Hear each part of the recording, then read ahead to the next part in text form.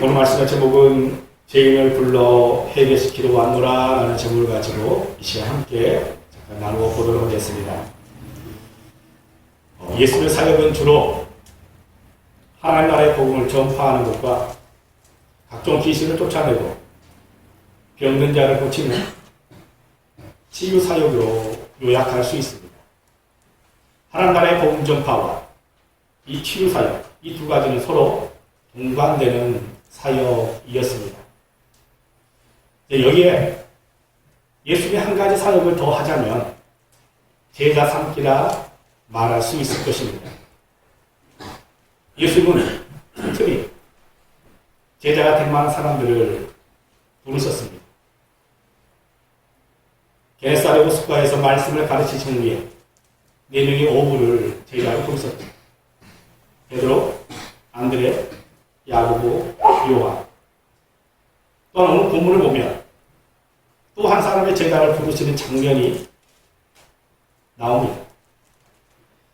27절에 보니까 이렇게 말씀이 시작하고 있습니다. 그 후에 예수께서 나가사 레이라 하는 세리가 세간에 앉아있는 것을 보시고 나를 따르라 하시니 아멘.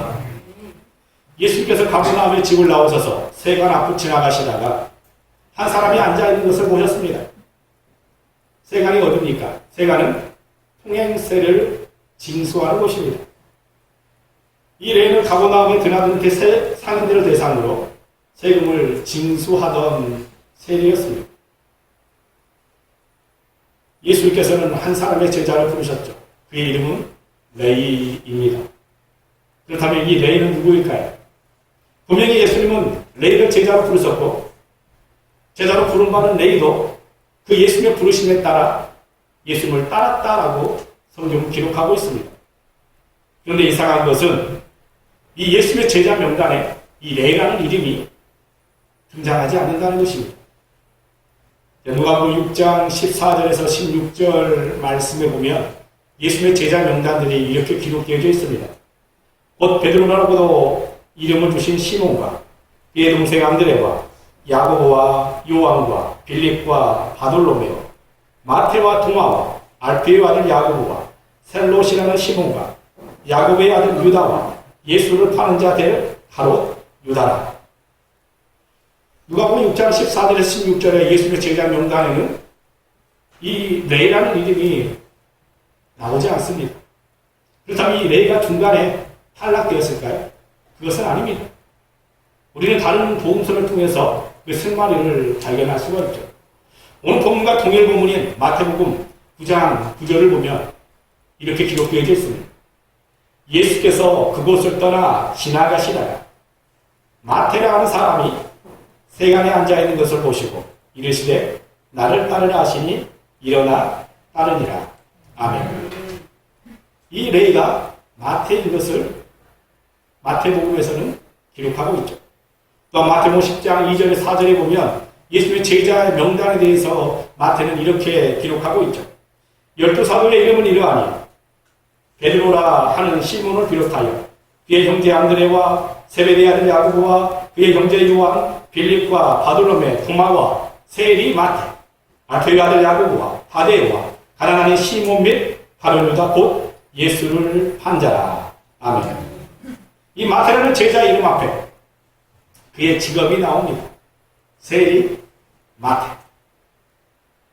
예수님의 제자 중에 세리 출신은 단 한 사람밖에 없습니다. 그가 누구입니까? 레이입니다. 즉 그러니까 예수의 제자 명단에 나와 있는 이 마태가 바로 레이임을 우리는 알 수 있습니다. 그렇다면 이 마태라는 이름을 어떻게 생겨났을까요? 이 마태라는 이름의 뜻이 무엇이냐면 여호와의 선물, 여호와의 선물이라는 의미입니다. 아마도 이 레이가 예수를 만난 이후에 예수에 의해서 그의 이름이 레이에서 마태로 불려졌을 것 같습니다. 마치 시몬이 베드로가 된 것처럼 말입니다. 이 마태복음을 쓴 저자이기도 합니다. 다른 복음서의 저자들은 이 마태가 세리 출신이라는 것을 잘 드러내지 않으려고 아주 노력하고 있는 것을 볼 수가 있죠.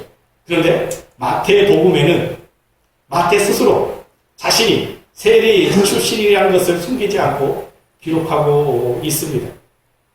그만큼 이 레위는 하나님께서 자기를 부르셨다라는 그 의미가 너무 깊었기 때문에 자기 자신에 대해서 숨기지 않고 있는 모습 그대로 다 드러내고 있는 것을 볼 수가 있죠. 첫째, 나를 따르라. 예수님은 레위에게 가셔서 단도직입적으로 이렇게 말씀하십니다. 나를 따르라. 28절. 그가 모든 것을 버리고 일어나 따르니라. 그러자 뜻밖의 또 레위가 즉시 이 예수님의 음성에 반응하여 따랐음을 성경은 기록하고 있습니다. 뭔가 싱겁습니다. 나를 따르라. 모든 것을 버리고 일어나 따르니라. 레위가 왜 예수님의 말 한마디에 모든 것을 버리고 따랐는지 아무런 설명이 성경에는 기록되어 있지 않습니다. 다만 우리가 그 당시 사회적 정황을 통해 왜 레위가 예수님을 따랐는지 추론해 볼 수는 있을 것입니다. 세리. 우리가 지금까지 잘 알고 있는 것처럼 이 세리. 어쩌면 이 세리라고 하면 우리가 우습게 생각할 수도 있습니다. 근데 그렇지 않습니다. 이 세리는 권력과 부를 보장받는 직업이었습니다. 로마 제국의 세무 공무원입니다. 아무나 뽑지 않습니다. 사돈의 8촌까지 로마 제국에 반역자가 없어야 뽑힐 수 있는 직업입니다. 또한 그들은 로마 제국이 정한 일정한 교육을 받아야만 했습니다. 계산 능력이 있어야 했고 장부 정리도 정확히 해야 했습니다. 그뿐만이 아닙니다.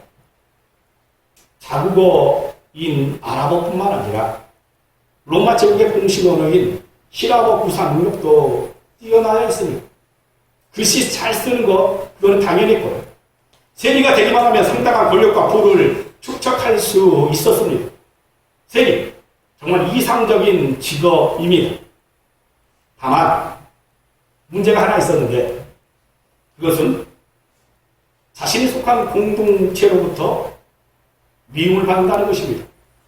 그들이 미움을 받는 이유는 대략 두 가지 이유 때문임을 우리 너무 잘 알고 있죠. 첫째는 정치적인 이유 때문에 이 세리라는 직업이 미움을 받았습니다. 지금 이스라엘, 로마의 식민지입니다. 근데 이 세리라는 직업은 로마 제국으로부터 녹을 받는 직업입니다. 그러므로 정부의 관리 노릇을 하기 위해서는 어쩌면 자연히 친로마적인 성향을 띌 수밖에 없었겠죠. 그래서 이 세례들은 대다수의 이스라엘 백성들로부터 정치적으로 배척을 받는, 즉 맹노침을 받는 사람들일 수밖에 없었음을 그 사회가 우리에게 보여주고 있죠. 또한 두 번째로는 그들의 부당한 이익 취득 때문이었습니다. 당시의 세리들, 거의 대부분 사람들이 로마에서 정한 금액보다 더 많은 세금을 거두어 남은 것을 착복했습니다. 로마 제국, 그들의 그런 용의를, 그런 행위를 때로는 묵인하기도 했고 용인하기까지 했죠. 부당한 부를 누리는 세리들이 많았습니다. 이러한 그들의 행위 때문에 대부분의 유대인들이 이 세리들을 혐오했던 것입니다. 그 내용들이 성경 곳곳에서 발견되는 것을 우리는 잘 알고 있습니다.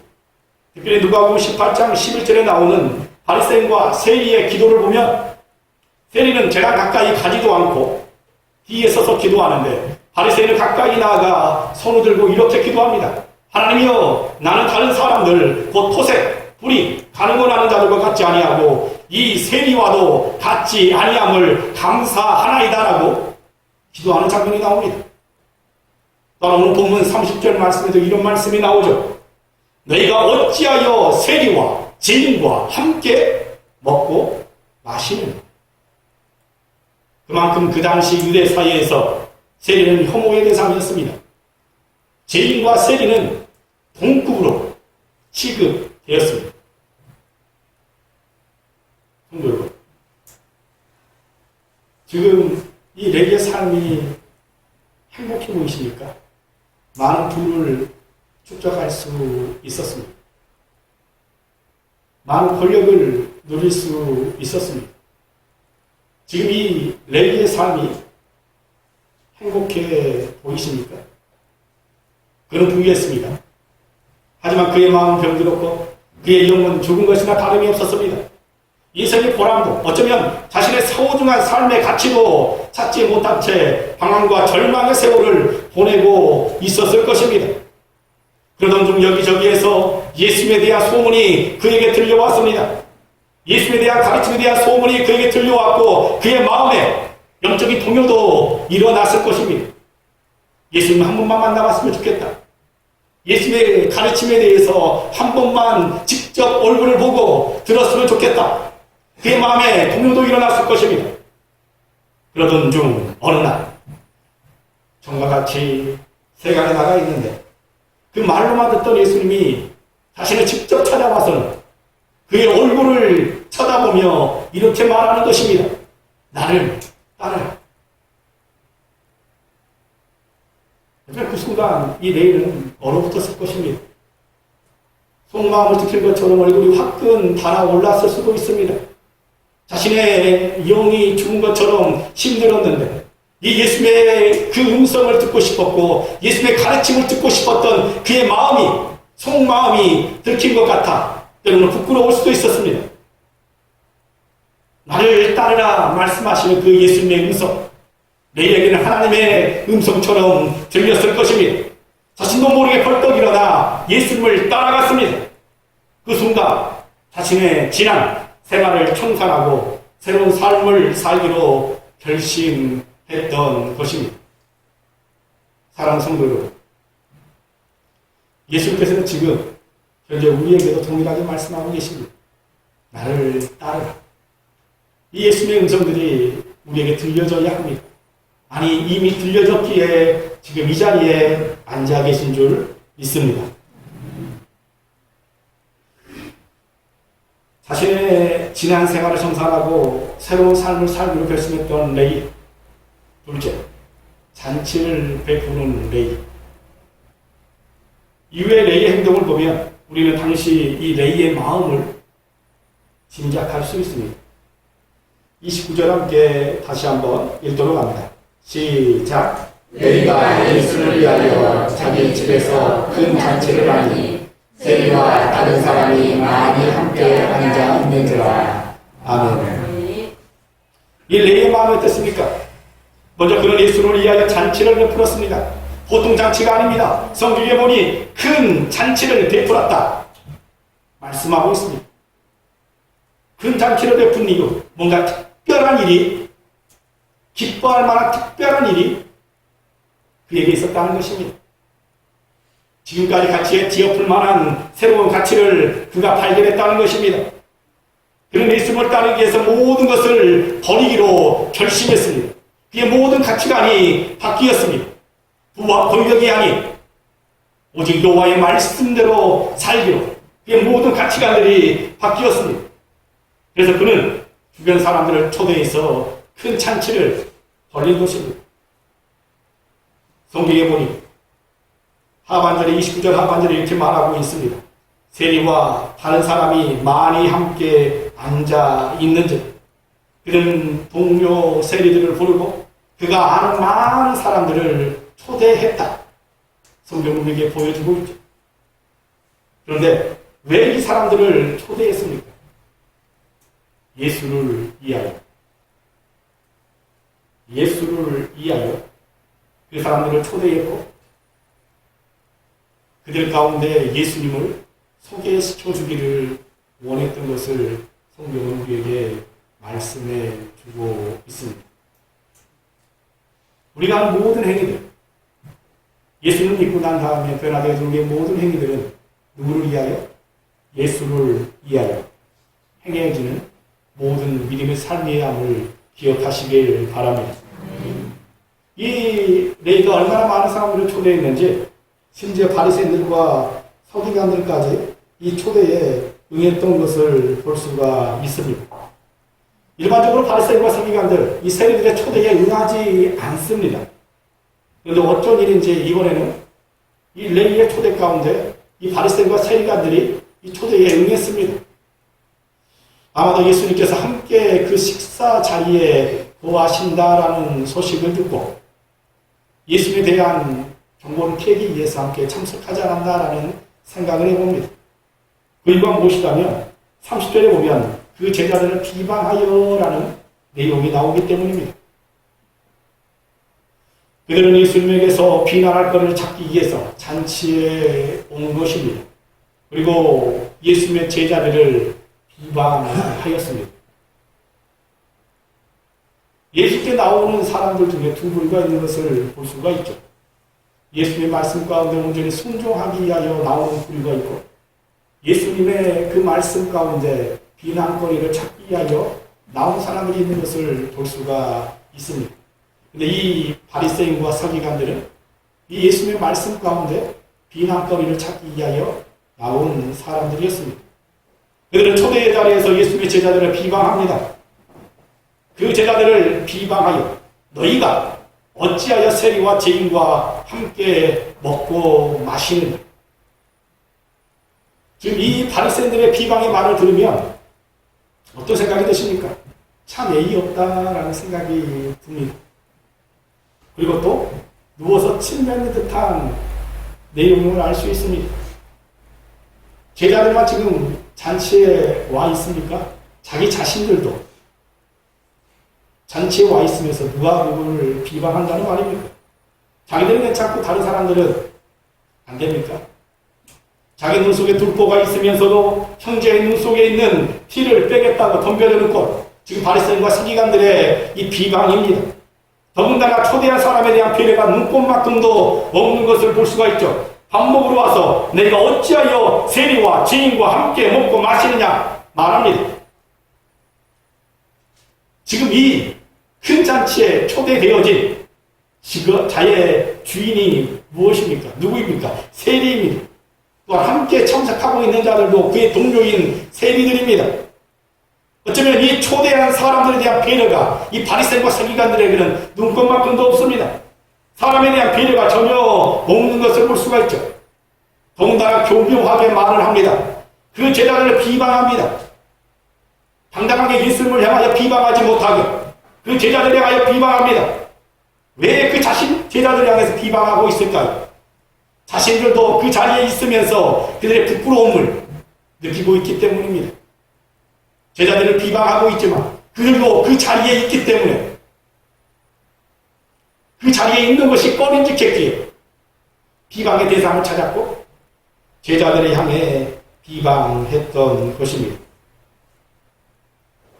이 바리새인과 서기관들의 비방에 대해서 예수님이 어떻게 반응하십니까? 셋째, 예수님이 오신 목적.